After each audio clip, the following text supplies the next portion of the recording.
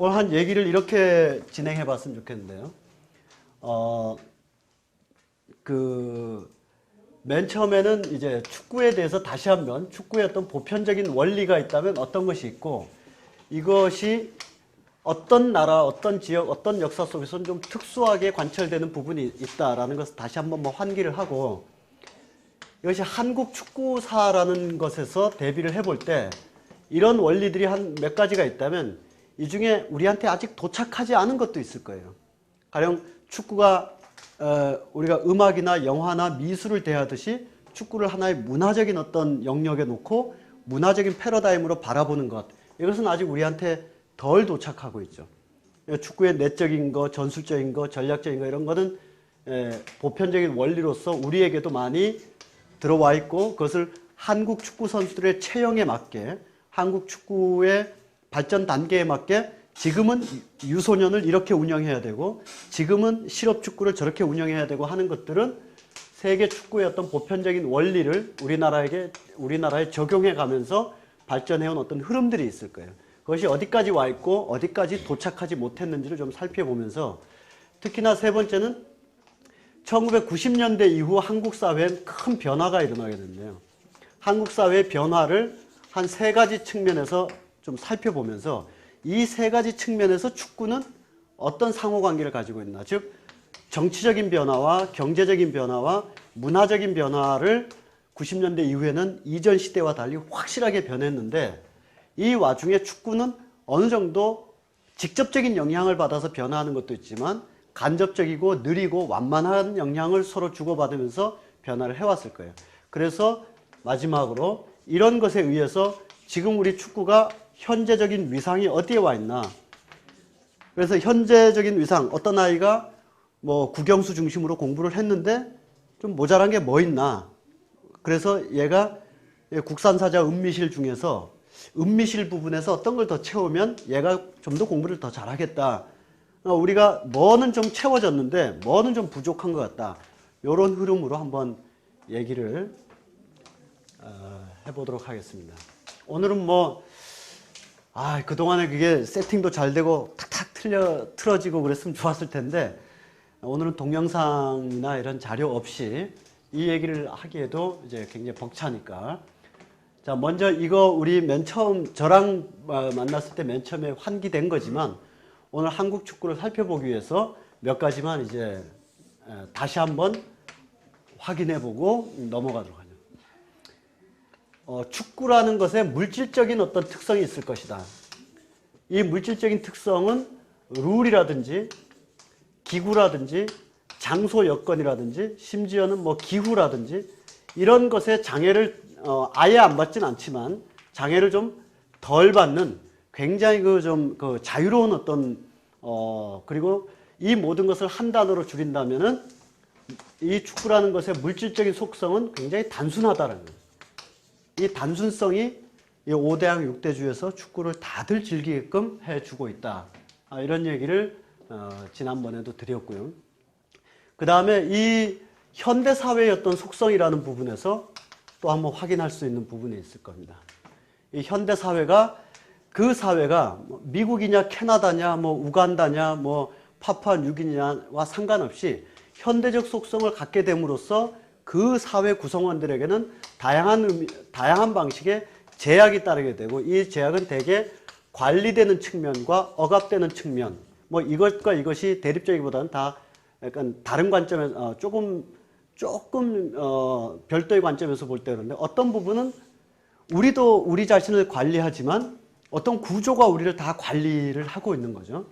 그래서 아마 자녀를 키워보신 선생님들 다 아실 텐데, 집에서 애들은 밥을 잘 안 먹어요. 애들 조폐야 먹든지, 저희 집 같은 경우 이제 이게 밥 공기가 날아다니고 애들은 피하고 밥 먹으라고 끌어다가 이제 식탁에 앉혀놔야 숟가락 들고 이런 애들인데, 그러면 걱정을 하죠. 얘가 학교에 가서도 이렇게 밥 먹나. 근데 학교에 가면 정말 잘 먹어요. 왜냐하면 얘가 가서 바른 생활 어린이가 그 순간 되는 게 아니라, 학교라는 곳은 관리되는 곳이고 보다 엄격하게 시간과 조직과 룰에 의해서 관리되기 때문에 이 학교에 계신 어떤 어른과 집에 있는 어떤 어른은 전혀 다른 사람이죠. 이 동물이라는 점만 공통점이고 집에 있는 어떤 엄마나 어떤 아빠는 어리광을 부려도 되는 사람이지만 선생님이 이렇게 서서 밥 먹자 그러는 순간 이것은 선생님이 무섭거나 아이들이 그 순간 착해져서가 아니라 학교라는 곳에서는 정해진 시간에 밥을 먹어야 되라는 어떤 보이지 않는 약속에 의해서 관리가 되고 있는 거죠. 관리라는 표현이 좀 그렇긴 한데 우리가 뭐 운동장에 갔을 때의 마음과 회사에 갔을 때의 마음이 다르고 회사 야유회에서 사장님 앞에서 축구할 때와 그냥 동네에서 마음에 맞는 사람하고 축구할 때 그 마음의 내면의 결들이 다 다르듯이 현대사회는 여러 면에서 시간도 관리하고 행동도 관리하고 테일러 시스템, 포드 시스템 뭐 해서 일관 관리 시스템이 존재하는 것처럼 이것에 보다 정치적인 의미로는 이제 억압적인 요소들도 상당히 이제 있는 거죠. 그것은 개인이 좀 악독해서 더 억압하는 경우가 있을 겁니다.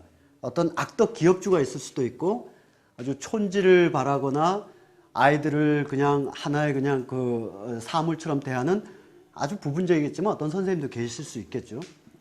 그러니까 일반적인 경우가 아니라 특수한 경우에 있어서 어떤 사람의 어떤 캐릭터나 성질에 의해 가지고 그 수업 시간이나 그 근로 시간이 굉장히 막 그 지옥같이 우리도 뭐 어릴 때 이제 뺨을 이렇게 때리는 선생님 굉장히 선한 선생이고 뺨을 이렇게 눕혀서 위에서 내리 찍는 선생 정도 돼야 이제 동창회 때 좀 야, 그 사람은 요즘 어떻게 지내나 이럴 정도인데 그런데 그런 문제는 그래서 우리가 담임을 잘못 만났거나 수학 선생을 잘못 만난 것이 아니라 어떤 경우에 좀 심한 선생님이나 좀 심한 기업주나 좀 심한 회장, 심한 대표를 만날 수는 있지만 일반적으로 현대 사회는 그런 것을 전제로 하고 굴러가는 사회라는 거죠. 그러니까 좀 더 착한 선생, 선한 선생도 아이들을 억압하지 않느냐 하면 그렇지는 않는 거죠. 그 구조 자체가 야, 시간 맞춰서 앉아야 되고 앞을 보고 똑바로 앉아야 되고 주어진 시간까지 뭘 해야 되는 건데 이것이 그 자체로 선이냐 악이냐가 하는 어떤 이분법의 세계가 아니고 그렇게 위해서 현대 사회의 다양한 구조와 분야들이 굴러간다는 겁니다. 그래서 그것이 아주 부분적으로 강한 측면, 강한 선생, 강한 구조와 만났을 때 그 속에서 파열음이 막 생기는 거죠. 뭐 학교를 개인적인 차원에서 그만둔다든지 아니면 학교에서 시위를 한다든지 뭐 회사를 내 이럴 회사 때려쳐야 되겠어 라고 파열음을 내든지 아니면 그런 의사를 가진 사람과 함께 파업을 한다든지 이런 식으로 이제 나타나게 되는데 그런 후차적인 행동 여부는 나중 문제로 하더라도 현대사회는 이런 것이 많이 강요되고 있다. 그러다 보니까 그러하지 않는 곳으로의 어떤 탈출 욕망이 굉장히 비대해져 있는 상황이다. 그래서 이 탈출 욕망을 어떻게 잘 다스리느냐 혹은 잘 해결하느냐 하는 것이 그 사회의 어떤 문화적인 지수이고 스포츠와 레저의 지수라고 볼 수가 있겠죠. 만약에 저런 것이 끊임없이 억압되거나 어떤 다른 탈출구가 없거나 하면 그 구조나 그 사회에 사는 사람들의 내면 세계는 굉장히 강팍하든지 도구화되든지 부품의 일종, 기계의 일종, 모던 타임스의 찰리 채플린처럼 살아가겠지만 그렇게 해서는 인간이 살기도 어렵고 사회가 제대로 유지도 안 된다는 걸 잘 알기 때문에 어떤 선한 사람이 그런 걸 만들어서 야 너네 이거 한번 해볼래 라고 하는 게 아니라 기본적으로 현대사회는 이런 것이 강해지면 강해질수록 이런 것도 굉장히 함께 상승해서 간다. 함께 상승해서 가기 때문에 문화라든지 스포츠라든지 뭐 스포츠와 레저는 좀 다른 거지만 어쨌든 이런 직접적인 생산 활동과는 좀 다른 그 생산과는 좀 떨어져 있는 활동에 자연스럽게 현대사회는 많은 걸 만들어내기 시작합니다. 그것은 좀 더 선한 기업주가 야 오늘 회식하자, 야 5월 달에 야유회 가자 이렇게 좀 더 자주, 좀 더 이렇게 진정성 있게 할 수는 있겠지만 안 그래도 악덕 기업주도 야유회도 가고 축구회도 조직하게 돼 있거든요. 안 그러면 누르다가 터지니까 이런 부분이 많이 커나가죠. 그래서 이런 부분과 이런 부분은 그 성질상 전혀 반대돼야 됩니다. 여기서 조금 다른 얘기를 드린다면 만약에 장정일이라는 소설가가 있다. 뭐 아마 한두 번씩 다 들어보셨을 거예요. 내게 거짓말을 해봐 라든지 너희가 재즈를 믿느냐 라든지 그런 소설들, 그리고 뭐 햄버거에 관한 명상, 길 안에서의 택시 잡기 이런 시집들이 있을 텐데, 이 사람의 그 작업은 물론 장정일이라는 소설가에게 물어보면 다른 얘기를 하겠지만, 이 틀에서 물어보면 이 사람은 이걸 하는 게 아니라 이걸 하는 거겠죠. 그래서 이걸 하는 사람에게 너 이거 벗어났어라고 감옥에 데려가는 거는 이렇게 작업하도록 되어 있는 구조를 이해하지 못한 거라고 볼 수 있죠. 이것이 음란물이냐 아니냐 포르노냐 뭐 이런 문제는 오히려 부차적인 것이고, 더욱이 이 사람이 이걸 한 권 더 쓰고 안 쓰고가 이 사회 음란 문화가 더 진해지고 안 진해지고와는 사실 큰 차이가 없거든요. 그렇지 않더라도 이 세상은 어마어마한 음란 문화로 살찌워져 있으니까.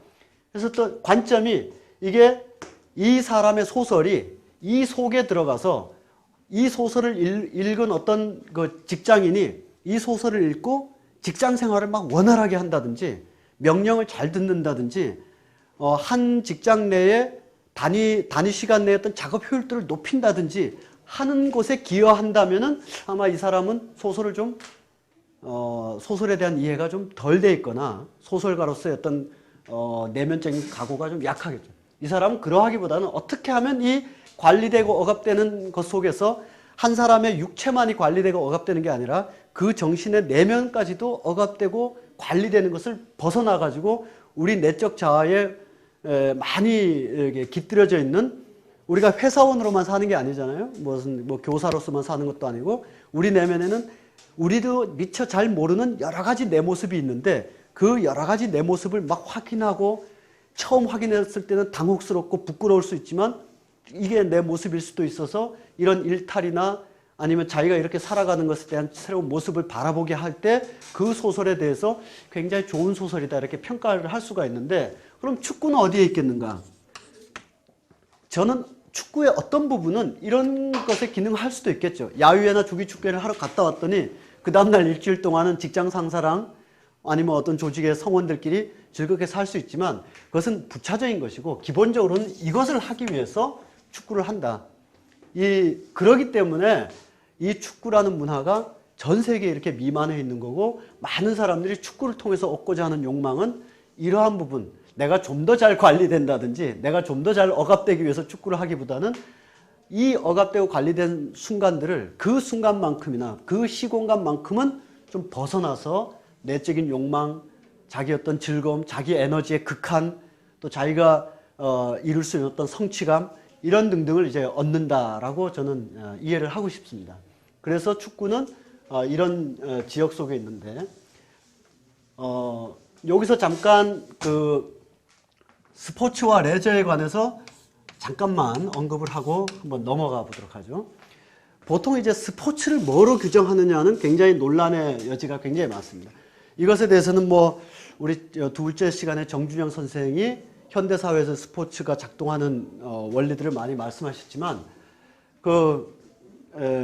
오늘은 그냥 그것을 리마인드하는 한편 좀 쉽게 이해하기 위해서 무엇이 스포츠고 무엇이 레저인가 이렇게 본다면, 만약에 스포츠라는 행위를 그냥 우리가 스포츠라고 했을 때 떠오르는 그 기계적인 언어로 풀어서 쓰면 인간의 육체적인 왕성한 에너지를 소비해서 하는 격렬한 신체적인 활동, 뭐 이렇게 한번 에너지도 뭐 왕성하게 사용하고 좀 격렬하게 그 신체적인 뭐 이런 언어들로 된 어떤 행위를 스포츠라고 한다라고 하면 많은 오류가 발생해요.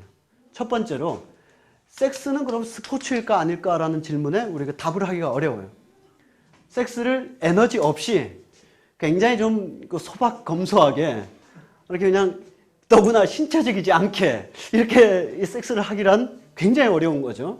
그건 아주 뭐 이런 과정을 통달한 어떤 도인이나 할 수 있는 거고, 그러니까 스포츠라고 했을 때 일반적인 규정, 수로적인 의미를 이걸로만 본다면 이건 포함이 안 되는 거죠. 그러니까 이것을 어떻게 설명할 것이냐. 이게 이렇게 하는 것인데, 그런 다음에 사격은 어떻게 볼 것이냐. 사격은 에너지를 과다하게 쓰면 안 되는 거죠. 신체를 격렬하게 활용해도 안 되는 거고, 겨우 활용하는 신체 에너지라는 것은 눈으로 이렇게 바라보고 엄지손가락을 이렇게 당기는, 검지손가락을 이렇게, 그것도 그 사격 선수를 보세요. 그냥 사대에 서가지고 숨조차 이렇게 안 움직이려고 가만히 있다가 그것도 제한 시간이 있으니까 띡띡띡 줄어드는 시간에 맞춰서 가장 고요하고 명징한 시간 속에서 자기가 손가락을 숨을 탁 멈추고 탁 당기는 거예요. 그런데 우리가 알다시피 이거는 이 올림픽 종목이지만 이건 아직 올림픽 종목에 포함되지 않고 있어요. 이것이 스포츠라는 걸 우리가 알고 있는 거죠. 그러면 이렇게 말하는 것, 즉 격렬한 신체적 활동에서 왕성한 에너지를 분출하는 어떤 인간적인 육체적인 행동이다. 이것만으로는 스포츠를 규정할 수가 없습니다. 이것 때문에. 그럼 두 번째로 어떤 것이 있는가 하면 만약에 이봉주 봉다리 형이 달리는 거, 이 형이 그냥 42.195를 막 달리는 거하고 우리가 달리는 거하고는 전혀 다른 세계죠. 우리가 달리는 거는 매일 아침마다 우리가 달리는 건 레저에 지나는 거예요. 정신적인 어떤 레크리에이션을 신체를 통해서 구현하려고 하는. 우리가 가만히 있어도 어떤 그런 쾌감이나 즐거움을 얻을 수 있겠지만 좀 달리면 내 몸이 좀 살아있는 것 같고 몸이 살아있는 걸 느끼면 정신적으로도 왕성해지고 에너지가 넘치는데 그것으로 충분한 과정은 레저라는 겁니다. 그러나 이것이 공식적인 기관이 있고 공식적인 대회가 있고 그것이 하나의 사회 제도로서 규정되어 있을 때 그것을 우리는 스포츠라고 한번 볼 수가 있는 거예요. 즉 똑같은 달리기도 동아마라톤에서 맨 앞에서 출발하는 국제적인 선수들, 이 선수들은 하나의 제도로서 스포츠로 달리고 있는 거예요. 그러나 그 뒤에서 막 신청해가지고 우리가 막 뛴다. 우리는 레저로서 참여를 하고 있는 거죠. 이런 구분이 가능한 겁니다. 그러면 번지점프는 뭐냐? 레저인 거죠, 아직은.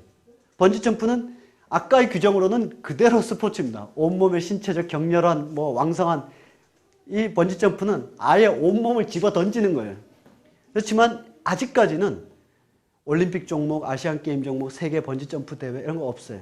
제도화되지 않았고 그걸로 커리큘럼이 없고 그걸로 먹고 사는 사람이 있으나 그 유원지 주인이거나 거기 이 삿바 매주는 사람들이나 먹고 사는 거고 그 안전요원들 그분들이나 이제 그걸로 생계를 도모하는 것이고 그런 문화가 확산되면 좀 더 많은 사람들이 레크리에이션 차원에서 그걸 하겠죠. 그렇지만 아직은 국제적 규모나 어떤 지역적 규모에서의 정해진 제도와 룰 속에서 학과, 커리큘럼, 나오면 사회보장, 사회정책 그래서 어떤 한 과정을 통과해서 그걸 통해서 사회제도로서의 공인을 받고 그걸로 생계가 유지되고 하는 등등과 번지점프는 아직 관련이 없죠. 그것이냐 아니냐가 스포츠와 레저를 구분하는 하나의 여러 기준이 있겠지만 하나의 차이점이라고 볼 수 있습니다. 자, 다시 아까 그 얘기로 들어오면 우리가 하고 있는 얘기는 다 스포츠로서의 축구를 얘기하는 거예요. 우리 일반인들이 6.25 때도 사병들이 볼도 찼을 수 있고 지금도 우리는 지난 일요일 날 축구를 찼을 수 있겠지만 이런 일반인들의 레크리에이션이 아니고 하나의 사회 제도로서 정착된 축구라는 의미에서의 스포츠 이걸 보고 있는 겁니다. 자, 세 번째로 가면 즉 현대 사회의 다양한 제약들에 의한 억압적인 탈출구가 있었으면 좋겠는데 이왕이면 그 물질적인 성격상 지나치게 단순해서 누구나 참여할 수 있는 이 축구가 전 세계의 보편적인 원리로 가고 있다. 그런데 단순한 얼마 전에도 말씀드린 거지만 이 세계상에는 단순한 경기가 수도 없이 많지만 그 중에서도 왜 축구냐라고 했을 때 여기는 공격성이 내재되어 있기 때문이다 라고 말씀드렸습니다. 이 공격성은 네트 플레이를 하는 공격성과는 좀 다릅니다. 테니스라든지 배드민턴이라든지 배구라든지 이런 네트 플레이를 하는 것은 상대방 진영을 침범하면 반칙이 되는 종목들이 많습니다. 그래서 이 공격성은 굉장히 화려하고 시원하고 이런 배구의 이 뒤에서 백어택을 한다든지 이런 모습을 보면 너무나 멋지지만 이 공격성이 상대방 진영을 초토화하는 의미에서의 공격성만큼은 아니기 때문에 네트 플레이는 이 다른 축구가 가지고 있는 공격성보다는 좀 그 강도가 좀 덜하죠. 그리고 이 네트 플레이를 하는 이 스포츠들은 손끝만 닿아도 네터치로 다 반칙이 되기 때문에 가급적이면 상대 진영을 침범하지 않아야만 그 공격이 성립이 됩니다. 그러나 축구는 어떻게 하면 여기 서 있는 애들을 다 헤집고 완전히 초토화시키고 유린해가지고 이 좁은 골문에다가 그 공을 집어넣느냐라고 하는 상대 진영에 대한 이 거의 그 전쟁을 불사하게 하는 뭐 우리 축구 용어를 스포츠 기자들이 지나치게 군사적인 문화로 쓰고 있어서 문제가 된다고 하지만 사실은 그것이 저는 덜 문제적이라고 보는 게 그 전쟁이나 군사적인 언어를 쓴다고 해서 그것을 군사 문화의 잠재나 뭐 군사 문화의 강화를 하고 있거나 그러지 않거든요. 그냥 이 축구가 가지고 있는 내적인 공격성을 표현하기에 새로 고안하기보다는 의사 전쟁과 같은 언어들을 도입하는 것이 아무래도 언어 관습상 쉽다 보니까 중원에 사령관이 있고 폭격기가 있고 든든한 뭐 빗장 수비를 펼친다 이런 언어를 사용하는 정도인 거죠.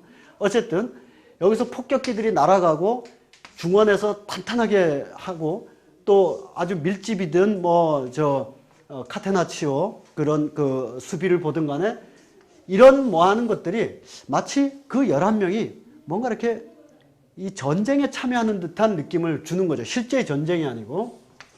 즉 실제의 전쟁은 우리가 다 알다시피 그것이 안 좋은 것뿐만 아니라 물리적으로나 신체적으로 어마어마한 손상과 피해를 입는 거지만 그것과 유사할 뿐 축구라는 가상의 전쟁은 물론 태클 당해가지고 뭐 선수 생명 그만둔 사람도 있고 그러지만 그런 극단적인 예외를 제외하고는 진 선수들조차도 정말 신체적으로나 또 정신적인 큰 손상을 입어서 다음 경기를 못하는 예는 거의 없습니다. 뭐 선수 바꾸고 좀 트레이닝 더 열심히 해서 다시 하면 되는 거죠. 그래서 실제의 전쟁과는 다르지만 실제의 전쟁에서 느낄 수 있는 공격성인 것을 가지고 있다. 그럼 이 공격성의 원천은 무엇이냐면 바로 여기서 일단 내려오는 거죠. 늘 자기가 관리되고 억압되고 어떤 상황에 놓여 있지만 특정한 장면에서는 자기도 한번 열심히 뛰고 슛을 넣고 자기가 패스한 것이 기가 막히게 터닝 슛으로 돼가지고 할 때 그런 짜릿함들이 이런 것을 심리적으로 보상해주는 효과들이 있는 거죠. 이런 등등등을 이렇게 보면은 마지막으로 나오는 얘기가 있는 거죠. 즉 물질적으로 단순하다. 현대사회는 이런 것이 많아서 좀 거꾸로 가고 싶다. 그 거꾸로 가는데 이런 공격성이라는 게 굉장히 충일되어 있다. 축구 속에. 그것이 바로 한마디로 이 원시성이라고 이제 요약을 할 수가 있어요. 푸른 원에서 뭐 탁구처럼 또닥또닥 하는 것도 아니고 야구처럼 수많은 룰 속에서 자기 포지션이 정해져 있어서 다른 포지션 가면 반칙이 되거나 투수가 던지려다가 발끝만 삐끗해도 그 반칙이 되거나 이런 엄격한 제약과 관리가 아니라 뭐 4-2-4든 3-5-2든 뭐 히딩크가 이탈리아전 때인가요? 그럴 때처럼 막 뭐 공격수가 5명, 6명이 되든 그 어떻게 서도 상관없는 거죠. 그런 어떤 원시성이라는 것이 우리 내면에 있어서 이런 것이 하나의 축구의 원리라고 한다면 이 원리가 그 나라들의 그 대륙들의 역사와 문화와 전통에 들어갈 때는 조금씩 변형되어서 다르게 또 다르게 들어가는 것이 있죠. 그런데 우리는 이런 생각을 해볼 필요가 있습니다. 물리학에서 하는 얘기 중에 가상기체 방정식이라는 것이 있어요. 이 지구상에는 그런 기체가 산소, 질소 뭐 이런 기체가 아닌 가상의 가장 이상적인 형태의 기체를 하나 놓고 그 기체에 비해서 다른 기체가 어떻다. 그 기체에 비해서 이 기체를 0이라고 표현한다면 0에 비해서 산소는 1이더라. 질소는 마이너스 1이더라. 이런 게 있어요. 이 가상기체는 지구상에 존재하지 않아. 다만 이 공식을 완성하기 위해서 존재하는 거예요. 그리고 또 우리가 당구장에 가면 저는 고1 때 당구를 처음 배웠는데 이게 아크릴판이 잘못돼가지고 30 이하 마세이 금지 이렇게 써 있었어요. 친구들이 야, 너 30이라 그래가지고 30 이하면 거기 포함되는 거 아니에요. 그래서 50이 되자마자 마세이를 막 하기 시작했는데 알고 보니까 300 이하더라고요. 그때 고1 때 당구장에 처음 갔을 때 제 친구들이 마침 당구공이네. 여기에 적구가 이렇게 SBS처럼 하면 제1적구와 제2적구가 이렇게 있으면 이렇게만 놓고 공을 이렇게 놔서 여기만 때려라. 여기를 때리면 이렇게 가서 이렇게 맞는다. 이거 너 하루 종일 하고 있어라. 그럼 하나 치고 또 갖다 놓고 하나 치고 계속 했어요. 계속 했더니 이 공을 약간 비껴놨어요. 조금만 때려라. 각을 뭐 덜 주고 얇게 쳐라. 이게 이쯤 있는 경우를 놓고 좀 두껍게 치고 약간 아래를 세게 쳐라. 이렇게 몇 번만 하고 그 다음부터 안 가르쳐 주더라고요. 이것이 아까 물리학에서 얘기하는 가상기체 방정식과 아마 같은 맥락일 거예요. 즉 보편의 원리라는 건 굉장히 중요합니다. 보편의 어떤 원리가 있어서 그것을 잘 숙지해야 개별의 보편의 어떤 당구의 원리, 공의 원리, 큐의 원리를 제대로 이해하고 있으면 어떤 당구장 가면 판이 좀 이렇게 습기가 많거나 장마철이라면 잘 공이 안 구를 수도 있어요. 어떤 당구장 갔더니 이 주인이 공을 잘 닦지 않고 그런 특수한 경우를 만나더라도 보편의 원리를 알고 있으면 적용을 할 수가 있겠죠. 김도훈 선수나 이런 선수들이 잘하는 이렇게 발리슛 같은 거. 그것은 항상 어깨 높이로 이제 공이 올 때 이제 우리는 인간은 넘어지는 게 무섭지 않습니까? 직립보행을 한 뒤로 넘어지는 것에 대한 두려움이 있어요. 뒤로 넘어지는 거 무섭고. 그런데 이쪽 만약에 오른발잡이라고 하면 이 왼발 축을 그대로 두고 이 발로 휘어차면서 넘어지는 연습을 많이 하는 거죠. 그래야 이 발리슛이나 터닝슛이 이렇게 되는 걸 텐데 어떤 경우에는 공이 더 높이 올 수도 있고 또 낮게 올 수도 있어요. 낮게 와서 이렇게 돌리는 거, 높게 와서 더 누우면서 돌리는 것 등등을 특수한 상황에서 막 벌어지겠죠. 근데 이 선수가 애초에 이 축을 유지하면서 넘어지는 걸 두려워하지 않고 요 높이로 오는 공 차는 연습을 많이 했다면 그 공이 높든 낮든 언제든 처리할 수 있을 거예요. 즉 제가 여기서 드리는 말씀은 이따가 반복하겠지만 우리나라에서 월드컵 열기가 그토록 많았을 때 이것은 우리나라만의 굉장한 자랑이요, 특수한 현상이요, 세계의 자랑거리라는 어떤 애국적 관점에서 너무나 많은 수사학들이 넘쳐났었다. 그러나 이것도 중요하지만 보편의 원리에다 갖다 놓으면은 그것은 네덜란드에서도 발견되고 브라질에서도 발견되고 남아공에서도 발견되는 이 직립보행을 하고 있는 인간이 공을 만났을 때 만나는 많은 모습과 거의 흡사한 형태이지 우리만 갑자기 남북통일하고 싶고 동아시아의 맹주가 되고 싶고 이렇게 갑자기 애국심으로 하나 되거나 심지어는 이렇게 세계 강국 세계 제일 이럴 수 있는 얘기들이 아니다. 이것은 축구가 가지고 있는 기본적인 속성 때문에 광장에 나가고 옷을 해입고 페이스 페인팅을 하고 이러는 것이지 이 우리만의 어떤 특수한 모습이라고 이걸 강조하면 강조할수록 지금 현 단계 한국 행정을 바로잡을 수가 없어요. 지금 현 단계 한국 선수들의 마인드 컨트롤을 하기가 어려워요. 기껏 마인드 컨트롤은 군대 갔다 오면 너 달라져요.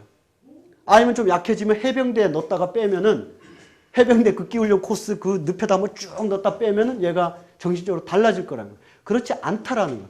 이 세계적인 지구의 보편 언어가 축구인 것만은 아니겠지만 축구라는 것의 어떤 보편적 성질을 잘 이해를 해서 여기다가 집어넣을 때 우리의 축구 행정이나 축구 계획이나 선수들에 대한 어떤 성장의 동력이나 이런 걸 잘 판단해낼 수 있다라고 저는 생각을 하는 거죠. 그래서 이 부분이 굉장히 중요하고 이런 부분들을 다 합했을 때 이 원시성이라는 부분은 말을 어떻게 잘못 써가지고 원시성 그럼 이렇게 폭력적이거든지 정말 원시성 그럼 이렇게 헐벗은 채로 야생적으로 그런 낙후된 이미지가 아니라 이 원시성은 인간이 가장 자유로운 상태를 동경하고자 하는데 인간의 역사가 기원전 5, 6세기서부터 아마 문명이라는 게 우리가 알고 있는 문명이 좀 체계화됐을 거예요. 그래서 5, 6세기쯤에 저쪽에는 플라톤이나 아리스토텔레스가 있는 거고 이쪽에 5, 6세기에는 공자나 맹자가 나타나서 동서양 문명만 놓고 봤을 때 그 무렵부터 이성적이고 합리적인 사고를 하자라는 게 지금까지 한 2500년 된 건데 그 2500년 동안 인간이 이룩한 것은 가급적 제도를 줄이자, 가급적 신분적 제약을 줄이자, 가급적 많은 것을 없애서 인간이 한 번 70년 사는 거, 그 70년 동안 좀 자유롭게 살아보기 위해서 2500년 동안 노력을 해왔는데 그 노력의 과정은 역설적으로 많은 제도를 만드는 걸로 가고 있는 거예요. 그래서 만약 지금 현존하는 많은 제도들 중에 어떤 것이 학교 교육이라는 제도, 이 제도는 교통법칙보다 훨씬 더 큰 범위를 얘기해요. 신호등을 지켰느냐 안 지켰느냐보다 교통체계 이렇게 말씀드릴 수가 있겠는데 이런 제도들이 오히려 많이 강화돼서 인간을 한편으로는 고도로 자유롭게 하면서 한편으로는 고도로 억압되게 하는 어떤 동전의 양면 같은 삶을 여기까지 오게 되는 거죠. 그 오게 되면서 그런 사회 구조에 속하게 된 사람들의 마음속에는 그렇지 않은 것에 대한 어떻게 하면 좀 더 자유로울 수 있을까? 그것을 우리는 축구에서 실현하고자 하고 이 축구가 이제 한국 사회에 어떻게 적용되고 있는가 이 얘기를 한번 좀 시기별로 좀 나누어서 한번 말씀드려 보도록 하겠습니다. 거칠게 나누는 거고 이것은 누군가가 정말 한국 축구사 내지는 한국 스포츠사를 연구하는 사람이 제대로 한번 써야 될 대목인데 뭐 헌책방이나 아니면 대한축구협회나 이런 데 가면 축구협회 70년사 뭐 이런 뭐 책들이 있어요. 그러나 그것은 그냥 어느 단체에서 낸 협회사인 것이고 고 김용식 선생이나 또 가까이는 이제 뭐 월드컵 때의 영웅이었던 선수들의 자서전들, 회고록들 이런 책들이 있죠. 그런 것도 그 개인이 쓴 거죠. 그래서 학문적으로 검토를 해서 이 학문이라는 게 정답을 찾는 건 아니지만 논리적인 정합성은 갖춘 것이다라고 인정된 어떤 텍스트는 아직 나오지 않은 상황이에요. 다 그냥 단체의 역사이거나 개인의 자서전 회고록에 지나지 않는 것이. 그래서 여기에 구분은 학술적인 논리적인 엄밀성은 많이 떨어진다. 그렇지만 이 정도라도 구분을 한번 해놓고 한국 축구사를 보면 한 4단계로 이제 나눠볼 수가 있겠네요. 뭐 복잡하고 어려운 뭐 연표나 연대기 아니고 그냥 일제시대 이렇게 한번 나눠보고요. 해방문관과 그 50년대는 거의 사회적인 암흑기에 가깝기 때문에 우리나라 축구도 좀 그렇지만 어쨌든 이렇게 태동기, 도약기 뭐 그렇게 붙인다면 60년대에서 70년대까지 이렇게 그 이전사도 뭐 넣을 수는 있는데 전쟁 직후에 무슨 축구가 왕성하지 않았기 때문에 월드컵에 진출하고 뭐 진출하려고 노력하고 이런 게 있지만 사회 전체적으로요. 그 다음에 80년대에서 저는 한 97년, 95년께 이때까지를 프로스포츠, 프로축구가 도입이 되면서 변화된 어떤 것들이 있으라고 보고요. 2002년 월드컵을 전후로 한 몇 년 동안, 즉 한 97, 8년부터 지금 한 2005년까지 이 이후의 시대는 좀 살아봐야겠지만 지금 보다 더 이렇게 발전된 양상 이렇게 볼 수가 있습니다. 맨 처음에 일제시대까지만 얘기를 하면 뭐 도입기죠. 도입기인데 저희 이 시간이 무슨 뭐 축구에 뭐 40년대 누가 골 넣고 뭐 이런 거를 막 이렇게 해서 뭐 암기하고 다음 시간에 질문하고 이런 게 아니니까 일제시대 때에 축구가 도입되고 하는 과정에서 우리가 정말 비상식적으로 알고 있는 상식 한 가지를 깨보는 걸. 일제시대 때 만약에 고 김용식 선생을 예로 든다 그러면 김용식 선생도 지금 사실 축구계에 엄청난 이렇게 업적과 영향력을 가졌던 분이지만 보다 더 일반화시켜서 얘기하면 마라톤 하셨던 손기정 선생이다. 이렇게 이 두 사람의 두 양반의 공통점이 뭘까? 리북 출신이다. 성실하고 투철한 정신 여러 가지가 있겠지만요. 이 두 분 다 인텔이었다는 겁니다. 인텔이.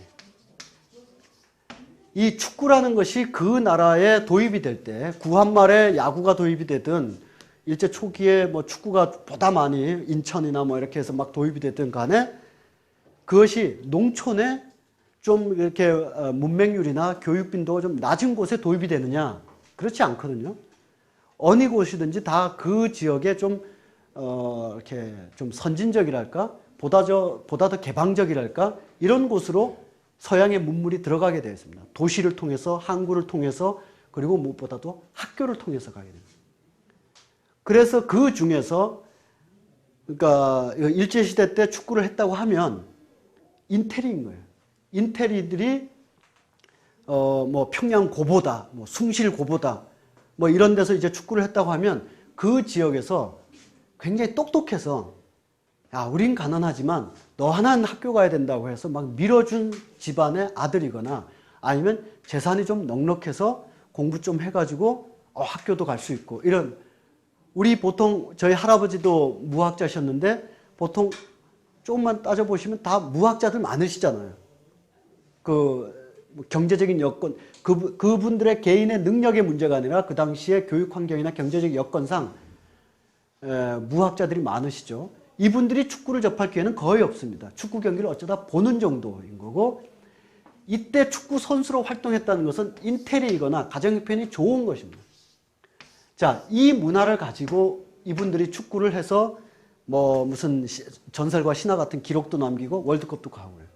그래서 여기서 제가 깨고자 하는 비상식 중에 상식 중에 하나는 뭐냐면은 축구하는 사람은 머리가 안 좋다. 이런 말은 성립이 되지 않는다는 거예요. 이때는 이러지 않으면 축구를 접하지도 못하던 사람들이에요. 다들 YMCA 가가지고 YMCA 청년회에 가서 축구를 해본다든지 이미 뭐 명석하거나 서양 문물에 뭐 다 알고 있거나 양복을 입고 있거나 아버지가 야 너는 일본의 와사다 대학 갔다 와라. 와사다 대학 가서 축구를 하거나 그리고 막 머리 나빠진다. 이건 나중에 다 축구 선수들이 공부를 안 시키는 환경에 있다 보니까 역설적으로 쟤네들이 헤딩을 많이 하고 그러니까 머리 나빠졌나 보다 싶은 거지만 이분들이 이 당시에 인테리로서 축구할 때 헤딩은 안 하고 했겠습니까? 다 헤딩하면서 그러니까 축구 선수는 좀 뭔가 모자라다. 공부 못한다. 뭐 시켜도 잘 못한다.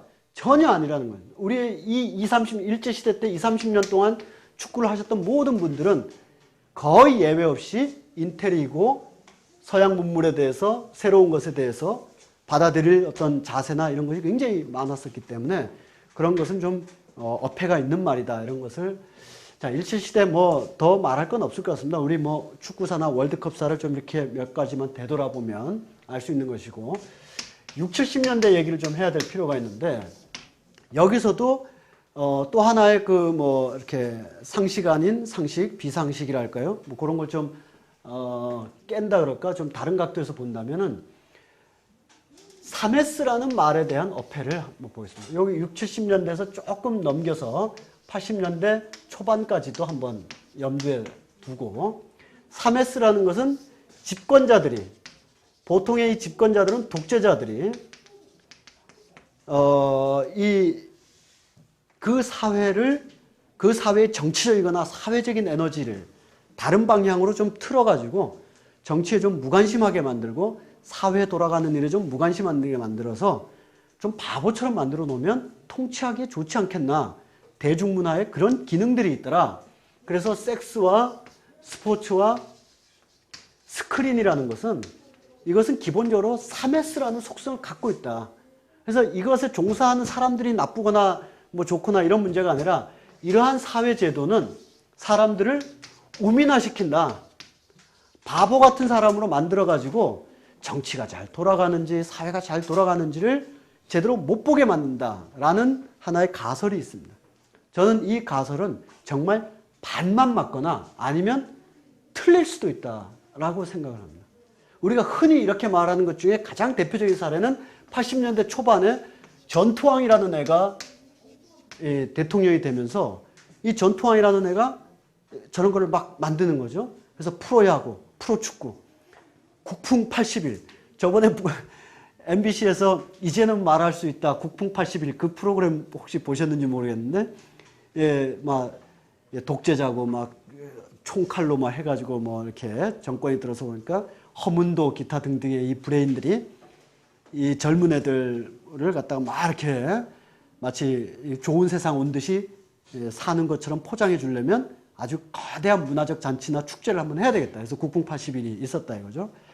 그래서 막 대학생들도 동원하고 예술인들도 막 동원하고 너네 몇 명 데려와 뭐 이런 식으로 막 해서 국풍 80이라는 걸 했는데 거기에 정말 순수한 마음으로 참여한 사람은 죄가 없죠. 거기에 뭐 이용이라는 가수가 가서 노래를 불러가지고 뭐 금상을 타서 최고 인기를 얻었다. 너 저기 전두환 정권의 문화 정책에 참여했어. 이렇게 말할 수 있는 부분은 아니라고 봅니다.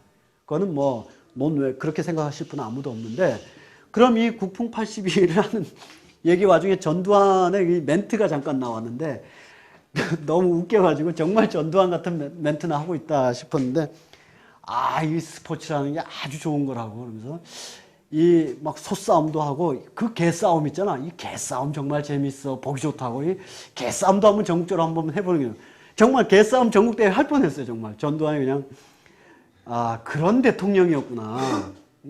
투견대회를 여는 대통령이었구나. 결과적으로 안 열렸지만 정말 전두환이야만 전두환이라는 캐릭터에서 나올 수 있는 자기가 좋아하는 스포츠를 골라보세요. 그러면 어떤 사람은 뭐 테니스, 나 영국 유학 때 테니스 좀 쳤지. 어떤 대통령은 수영, 어떤 대통령은 체스, 그런데 어떤 대통령은 개싸움 죽인다. 이거 전두환 같은 소리나 하고 있는데, 이 시대까지 이렇게 박정희 시대에서 전두환 초기까지 이렇게 연도에 두면서 이 당시 있었던 성적인 문화상품이나 스포츠 상품이나 영화가 사람들을 부분적으로는 그렇게 할 수 있을 겁니다. 현실을 잊게 만든다든지. 그러나 정말 그 영화를 보거나 그런 어떤 문화에 있는 순간 전두환이 대통령이라는 걸 까맣게 잊어버리거나 전두환이 나쁜 사람이라는 가치 판단도 못하거나 그 영화관에 들어갔다 나오면서부터 갑자기 이런 문화까지 제공해 주시다니 전두환은 정말 멋져라고 생각하거나 이렇게 유아적이지 않더라도 이런 문화가 막 왕성하다 보니까 이런 문화에 사는 사람들이 우리 사회 좀 좋아진 거 아니야? 라고 판단하거나 전혀 그런 결과가 생기지 않습니다. 오히려 반대의 효과가 많이 생겨요. 왜냐? 여기서 굉장히 중요한 것이 두 가지가 있는데요. 모든 역대 정권, 모든 독재자들은 사상검열과 성검열을 합니다. 사상검열과 성검열. 너 국가보안법 너 위반이야. 너 포르노 썼어. 왜 이 두 가지를 할까? 왜 다른 것들의 대신에 이걸 할까? 이거는 그 인간의 내면 세계의 자유를 다 두 영역에서 담보하는 거예요. 이 사람이 어떠한 사상을 좋아하든 생태 사상을 좋아하든 사회주의 사상을 좋아하든 자본주의 사상을 좋아하든 그것은 그 사람의 자유야 라고 말하는 순간 이 자유의 본물은 터지게 돼 있어요. 정권으로서 굉장히 위험한 거예요. 그럼 이것을 억압하는 이유는 우리가 뻔히 알겠죠. 그 시대에 반대하는 사상, 그 시대의 정치권에 대해서 비판적인 사상, 지식 이걸 억압하겠다. 성은 왜 억압할까? 그런 성이 자유로워지면은 세상 사람들이 비도덕화되고 문란해져서일까? 그렇게 명분으로 내세우지만 그 성 속에 인간의 자유가 있기 때문입니다. 그 사람이 어떤 성적인 자유를 누리든 그것은 그의 자유야. 그러면 이것은 본물처럼 이것이 오히려 더 걷잡을 수 없어요. 그것은 길거리에서 처음 보는 사람과 섹스를 한다 이런 의미가 아니라 옷도 자유롭게 입고 싶어요. 그 모든 것을 함축하고 있으면서 그 모든 것이 그 안에 들어가 있어요. 옷도 자유롭게, 머리도 자유롭게. 내가 가고 싶은데 막 가고 싶어요. 내가 성적 자유를 누리듯이 성적 자유를 누리는데 옷차림 정도야, 책 정도야, 지식 정도야. 너무나 가벼운 자유들이에요. 그렇게 되는 순간 이 정권을 유지하는 데는 좀 더 위기에 있어요. 그래서 성에 대한 억압은 역대 정권이 한 번도 놓지 않는 어떤 정권이 들어서도 성에 대해서는 억압적이려고 하는 것이 있는데 그럼 이런 정책을 막 활용하면 어떤 효과가 올까? 별들의 고향이 있다. 또는 무릎과 무릎 사이라는 영화가 있다.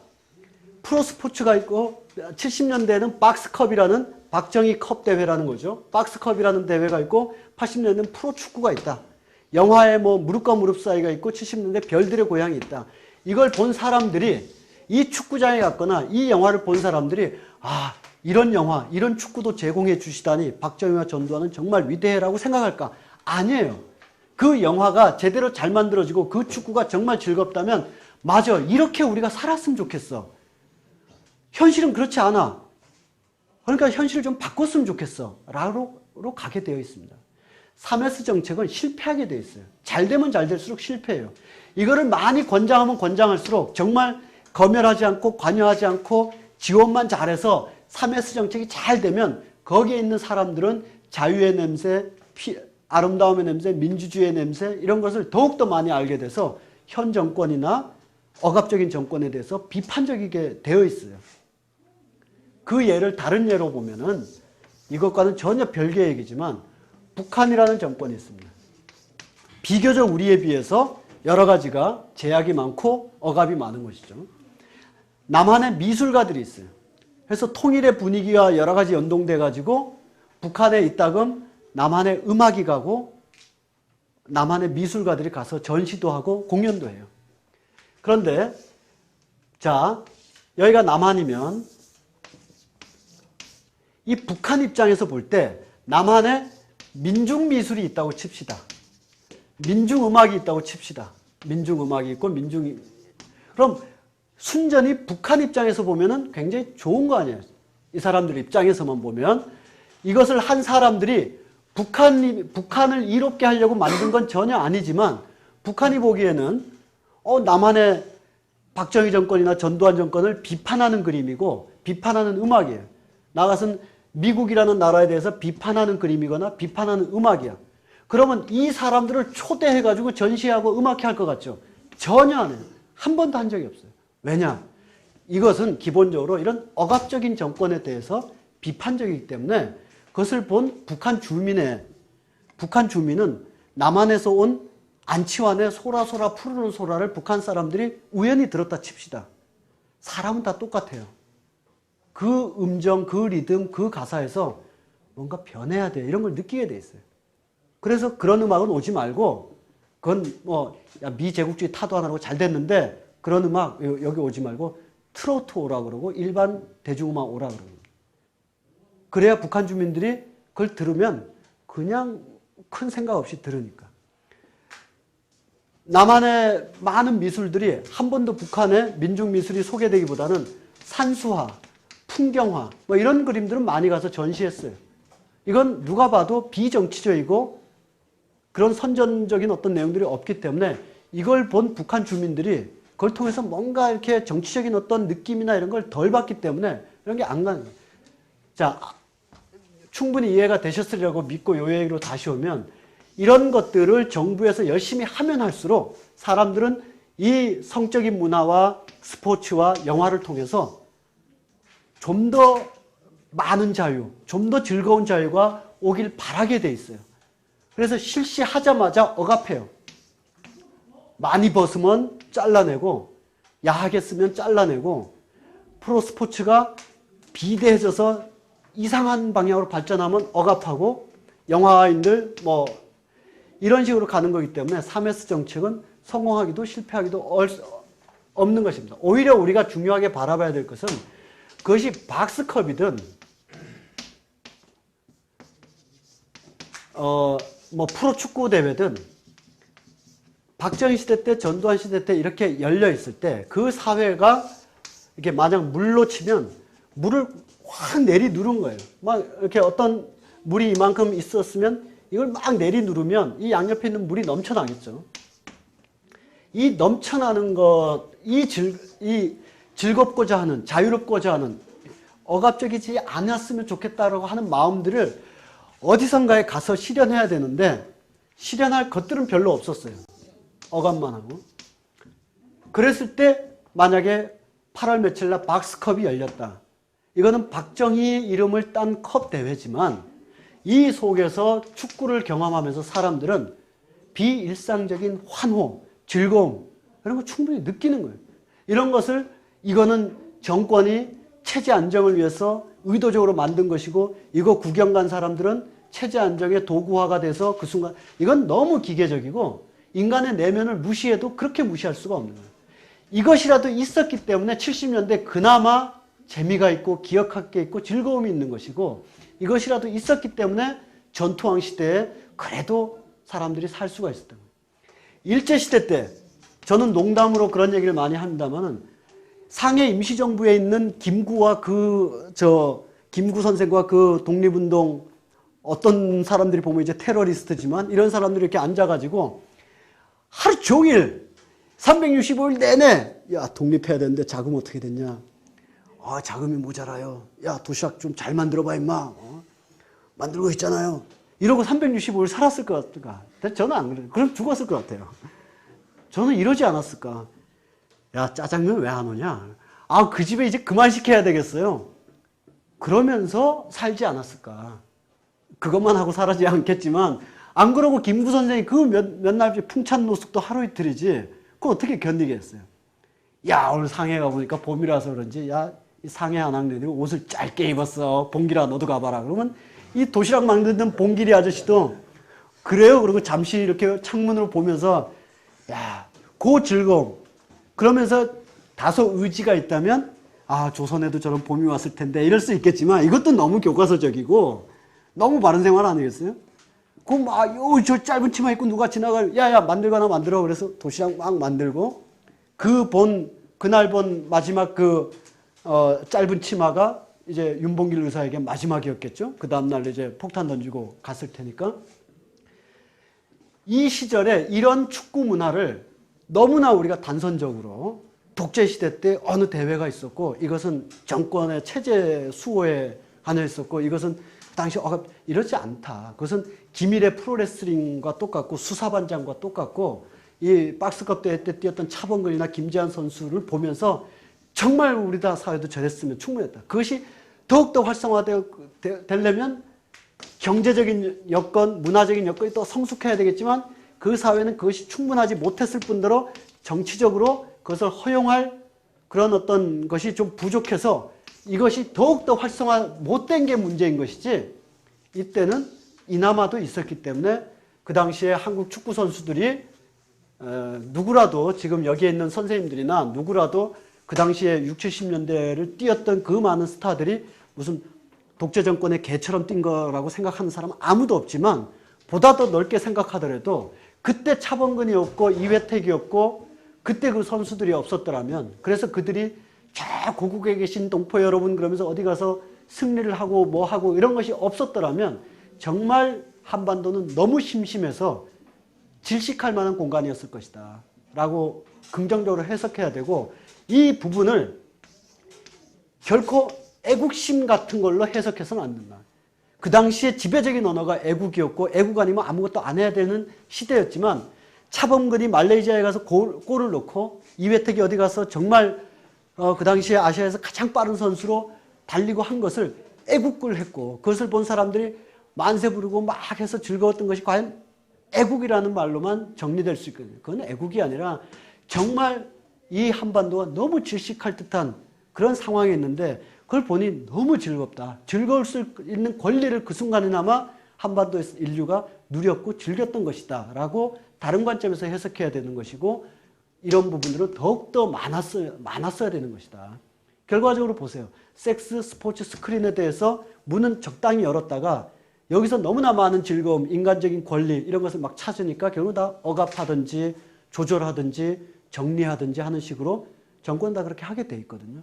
그래서 요때까지 한 번 더 정리하면 3S 정책 해가지고 너무 우리가 기계적이고 단선적으로 봐서는 좀 곤란하겠다라는 얘기까지만 일단 드리고 한 3분만 쉬도록 하겠습니다.